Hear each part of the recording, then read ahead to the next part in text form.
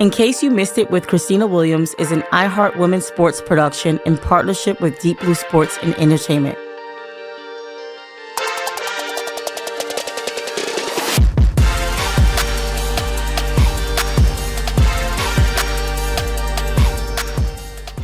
Welcome to another edition of In Case You Missed It with Christina Williams here on the iHeart Women's Sports Network. And Atlanta Dream fans, you are in for a very special treat because this week's guest is a member of the 2025 WNBA Draft class, current guard for the Atlanta Dream. And she won a national championship at South Carolina. So without further ado, I want to welcome Te-Hina Pao Pao to the show. Welcome to In Case You Missed It. Woo! Thank you for having me.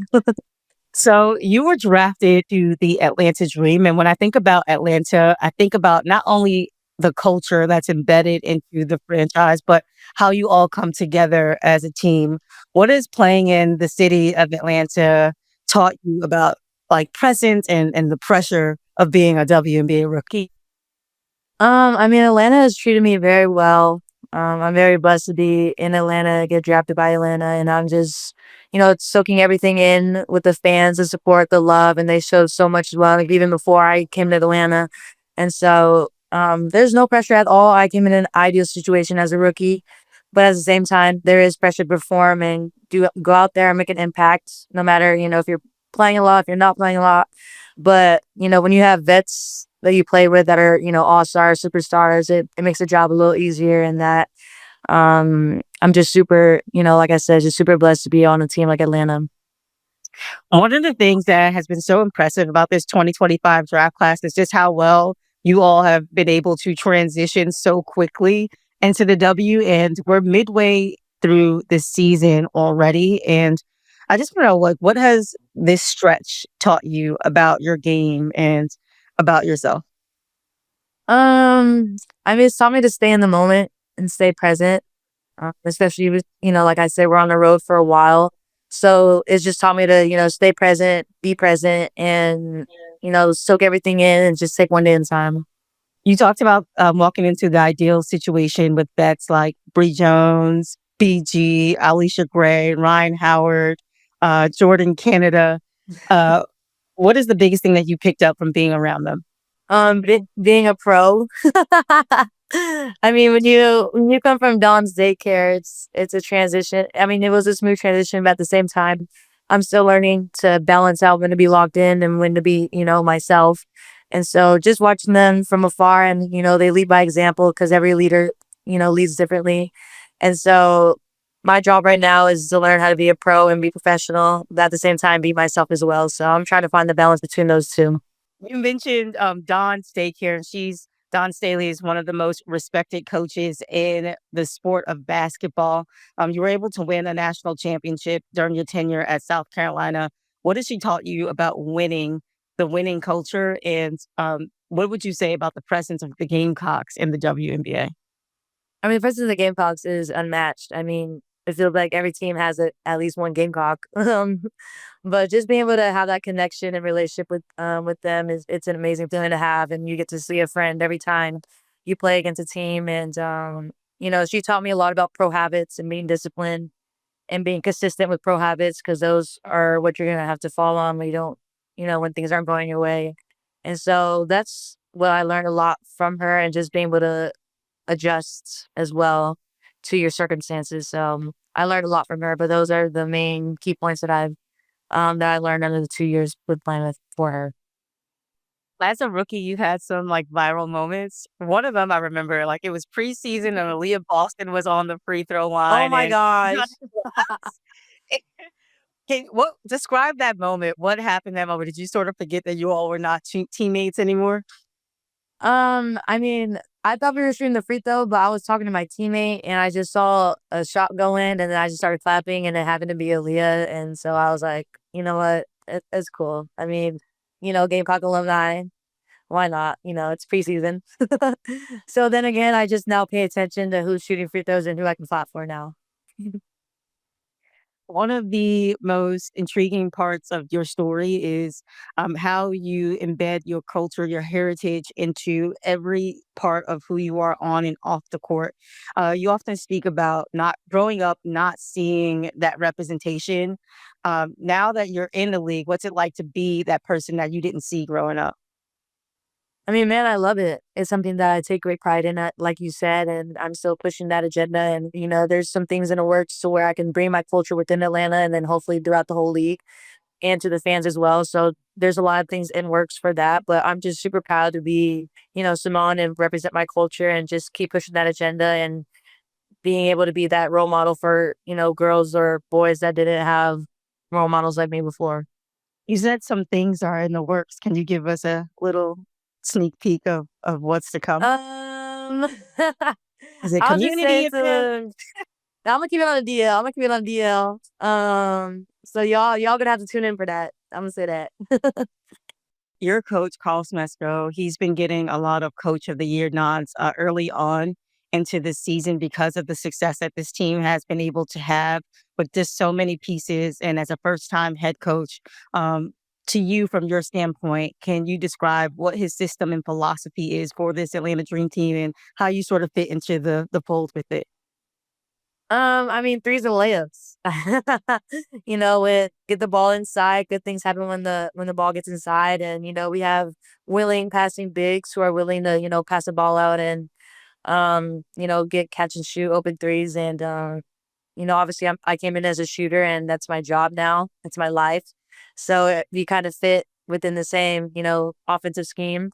And so it's a really fun system to play for, and I'm just excited to see how he keeps adjusting and keeps the offensive scheme growing. You come into the league at a very interesting time where the momentum is growing, sort of the first group of NIL athletes benefiting from just the transition of keeping college fans carrying over to the league. Gamecock fans are strong in the in Very college strong. space and in the WNBA space as well. What are your thoughts on being a small part of the growth and trajectory of women's basketball, women's hoops? I mean, it was great. I mean, like you said, the it's only going to go up from here, and I'm just really proud and blessed to be part of that, transition. And I'm sort of new by far in inspiring the younger generation and just um, being that role model not only for my culture but for the whole game of basketball because coach I've always taken this from Coach Staley that good basketball is going to reward itself, and I believe that women's hoop is good basketball and it's just going to go up from here, and that we just got to keep inspiring the younger generation to keep going and just have fun with it and enjoy the journey, and that I'm still going to push that agenda that women's hoops is great basketball.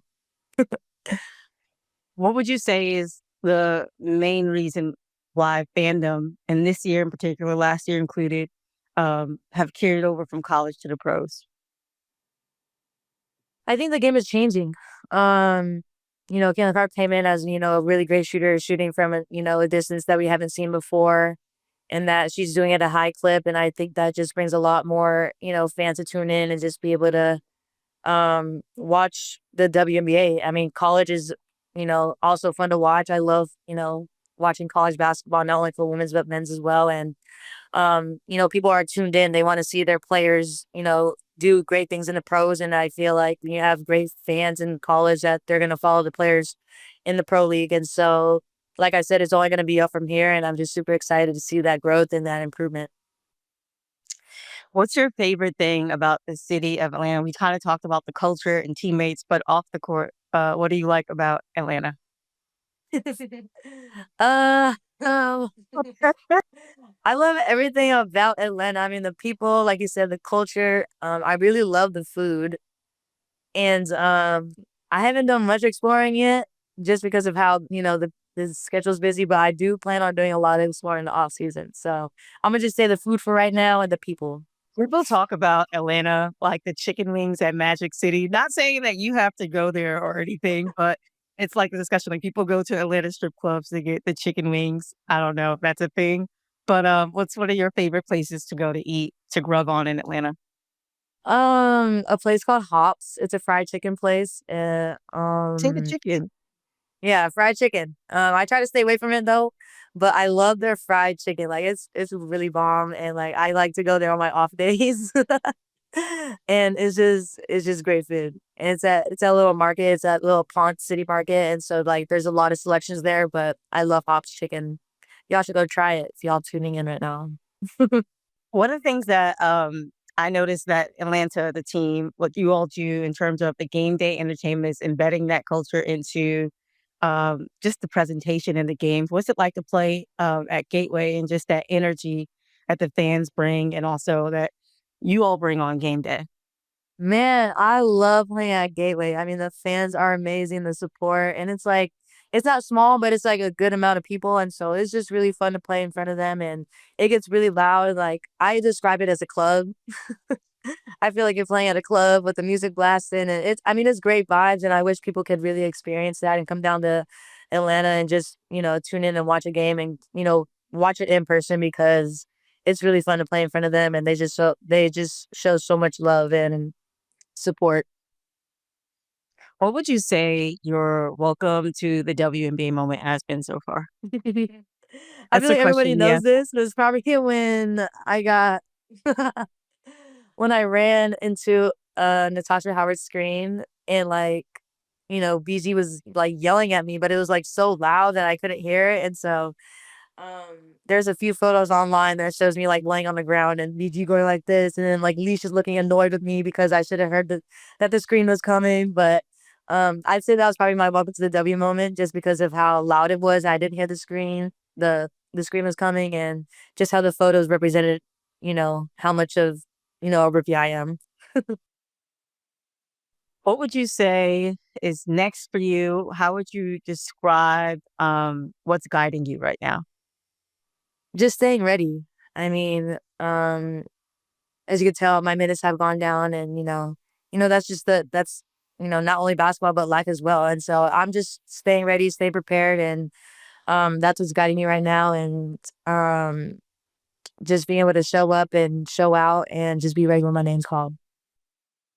You just mentioned like how you have to be able to adapt to any and all situations, and you talked about your minutes going down.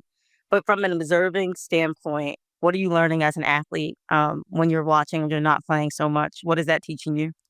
Details, and when you get in the game, the immediate impact that you got to make. And I feel like that's just something that I've been learning on the bench and just watching the game through an athlete's eyes instead of a fan's eyes. And it's just something that I'm continuing to learn, and it's something that it's going to be part of my game and just going to make me mentally stronger and tougher. And I just want to be that immediate impact when I get in the game. So that's something that I've learned, and is still growing. The Atlanta Dream have made one of the biggest jumps, I think, from last year to this year, just all the pieces and everything working together. Why should fans be excited for the Dream in the second half of the WNBA season? I mean, we play good basketball. I mean, it's really fun, and we have a lot of hoopers, a lot of all stars on the Atlanta Dream, and it's just a really fun, a fun team to watch. And they should definitely tune in because of how, like you said, the big jump that they made from last year, and it's something that it's a part of the journey. Wins and losses, but they just gotta keep showing up, keep showing out, and just keep showing love no matter what. Te-Hina, thank you for joining us this week on In Case You Missed It with Khristina Williams here on iHeart Women's Sports Network. Such a pleasure to chat with you, and best of luck the rest of the season. Yeah, no, thank you. Appreciate it. Show out, y'all. Show out, y'all. Come to Gateway. In Case You Missed It with Khristina Williams is an iHeart Women's Sports production in partnership with Deep Blue Sports and Entertainment. You can find us on the iHeartRadio app, Apple Podcasts, or wherever you get your podcasts.